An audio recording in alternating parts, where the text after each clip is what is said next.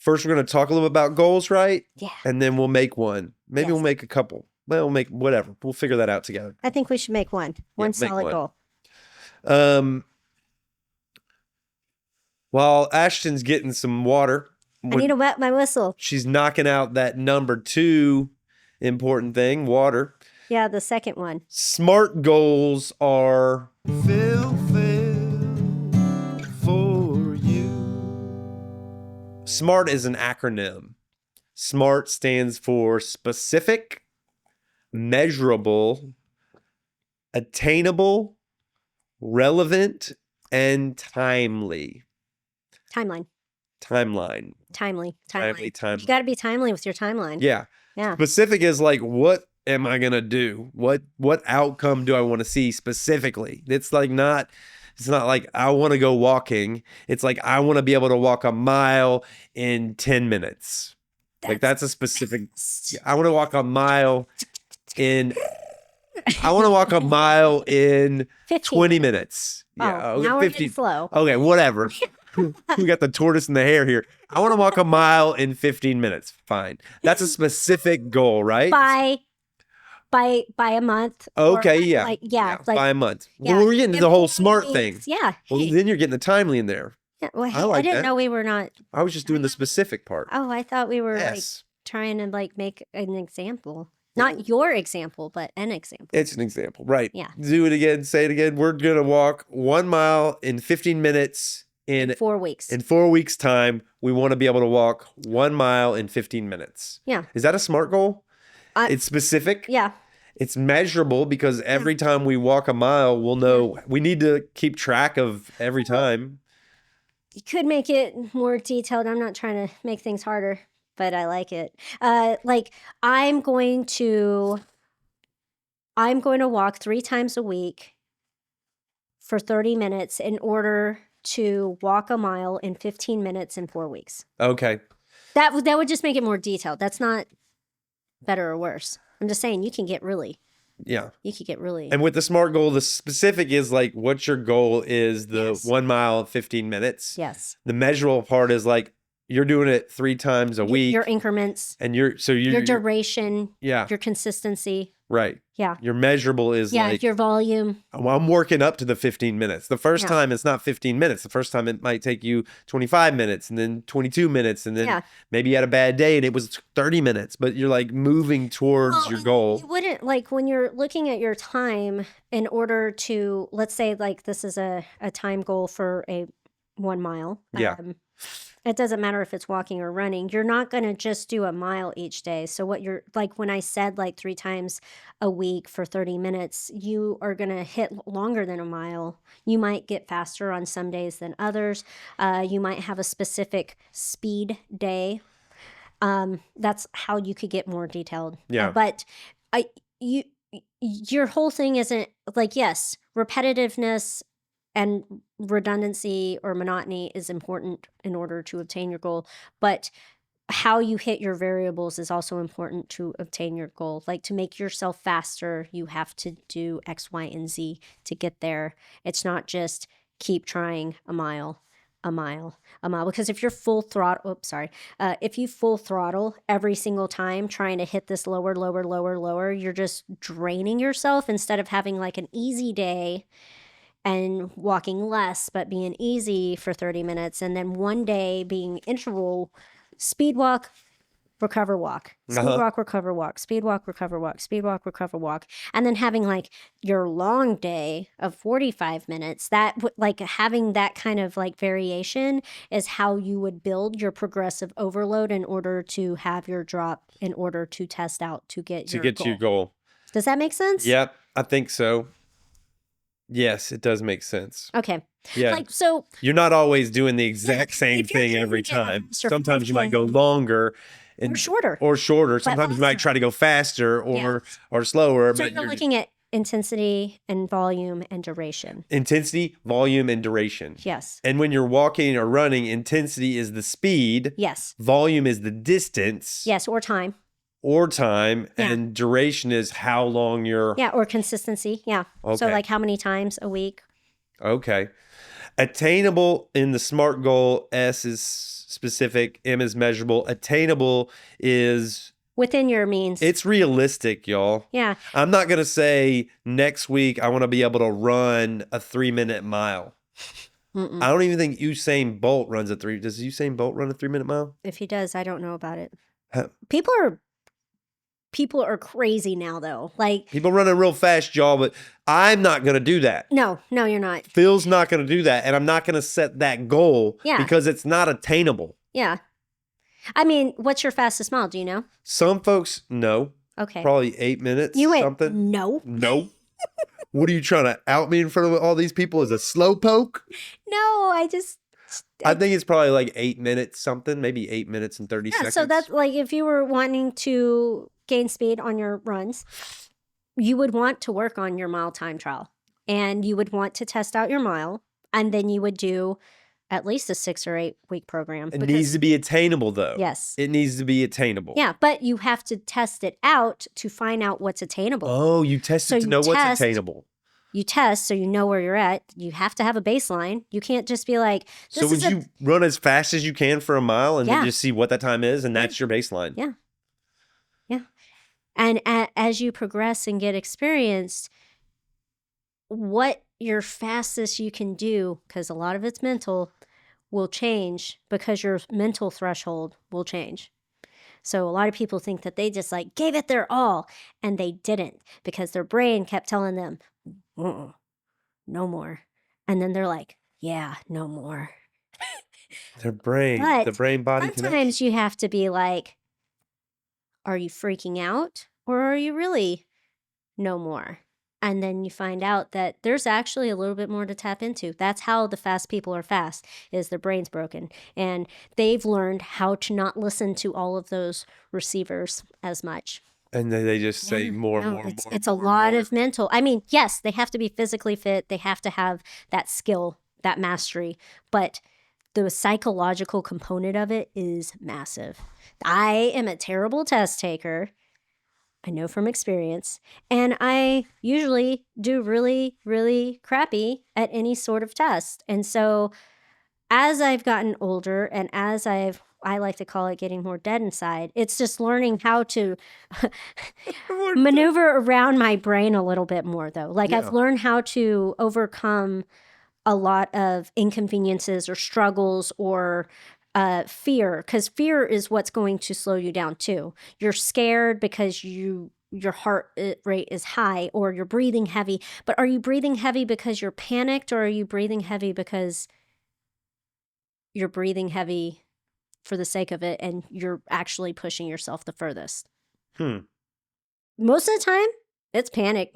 If you check in with yourself, half the time it's panic. Yeah. And then you're like, oh. And you calm down with your breath, which lowers your heart rate. And then you're doing a faster speed with less effort. That's the psychological component you're talking about. Yeah, because you get all like tense. Can you see that in my ski suit? Yeah.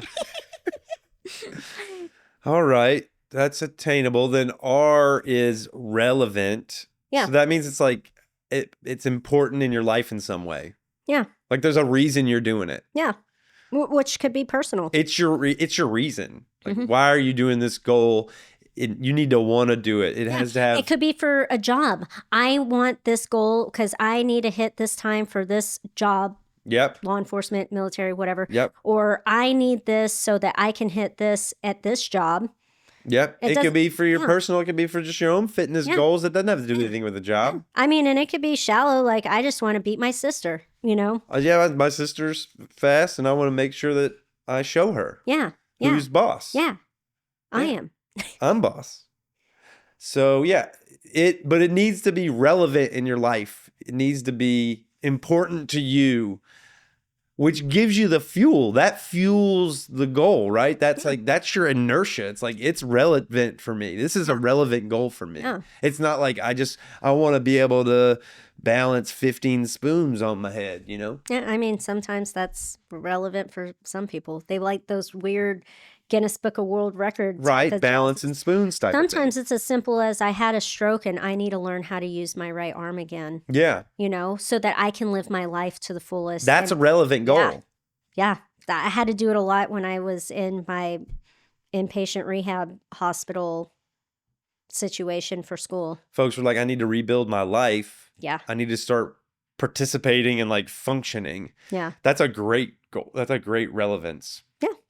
T is timely. Yeah. Or timeline. Timeline. That's like the time when you expect to reach that goal, right? Starting in. Yeah. Starting in time.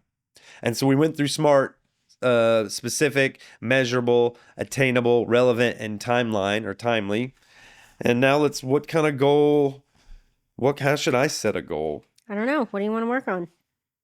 Well, you know me, I kind of like, this is what we talked about earlier. We go through this because right now in my life, I work out with you on Mondays. Yeah. I do pretty much 2 hours of fundamentals or foundational with you, where we kind of work through one movement. And I think we're going to show you guys how that goes down in one of our subsequent episodes. Yes. I also do Cameron's class, which is basically strength and conditioning. Like we go through a push, we go through a pull, we go through a press, we go through squats, we do some accessory movements. We also do a ab thing, and then we play a game. Yes. I do that on Mondays and Wednesdays. Yeah. I do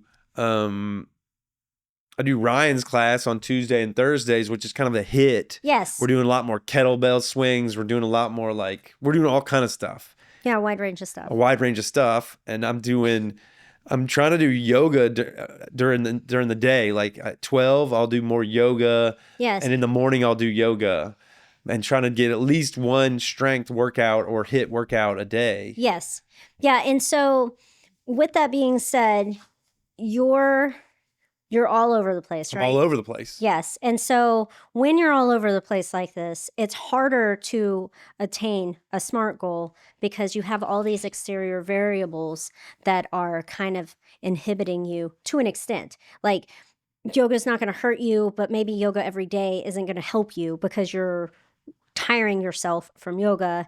If you're doing all these different variations of lifting and not keeping it specified to your goal, that can also cause different results.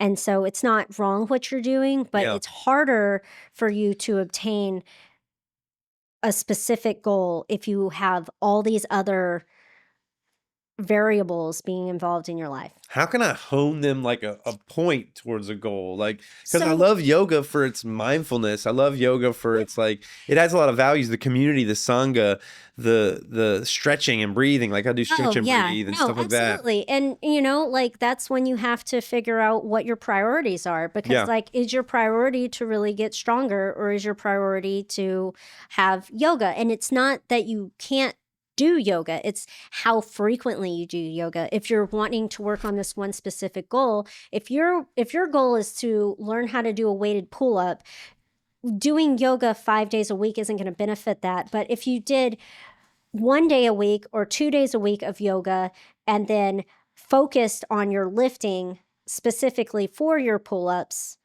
whether it be accessory and your regular workouts, whatever, that's going to help you more realistically obtain your goal quicker.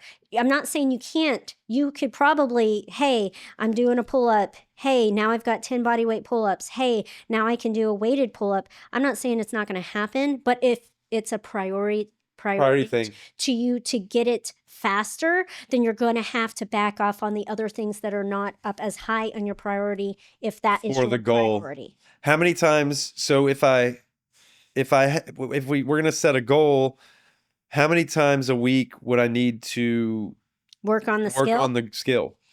At least 3 times a week. 3 times a week. In your estimation, can I keep doing the HIIT classes and all the strength and conditioning while I'm working on this goal on the other days of the week? I would say that it's probably not going to benefit you a lot if you did 1 a week. That would maybe be okay if you did 1 a week of some sort of high intensity stuff and then 1 day a week of yoga. You could even do on certain days like a 2 a day, but you wouldn't want to have multiple days of HIIT and multiple days of yoga if this is your goal. I'm just trying to make sure that you understand that's I might be wrong on this. I'm not the professional, you're the professional, but I would think yoga would complement any of this. Yes and no. It depends on it Because we depends don't on do like my yoga is not like workout like strength yoga. It's but you're more like still you're exerting stretching your energy. body. And if you're like you can be hypermobile, and that could be a detriment to you too if you're trying to work on strengthening and obtaining structure around your shoulders or your hips. If you're too open, then that isn't good. There's got to be this like fine line of openness and tightness. I have that problem because I run. Yeah. Like I do the thing that doesn't necessarily benefit lifting and strength training, but they also complement each other. It just depends on how you do it. But I get tight because of running, and then I have to work myself out mobility wise to be able to continue to strength train and it not affect my running. And I have to time my running and strength training accordingly throughout my schedule appropriately in order to benefit from everything I do. I can't go run 10 miles or do a speed workout and then immediately go do a strong hard lift like with my coach. I would have to wait at least 3 hours in between, make sure there's a meal, some sort of feeding or refueling, and then recover to do that. So you need like at least a 3 hour window. Some people benefit from running post lifting. I actually like doing speed workouts before I do a hard lift, but that's because of how my body works.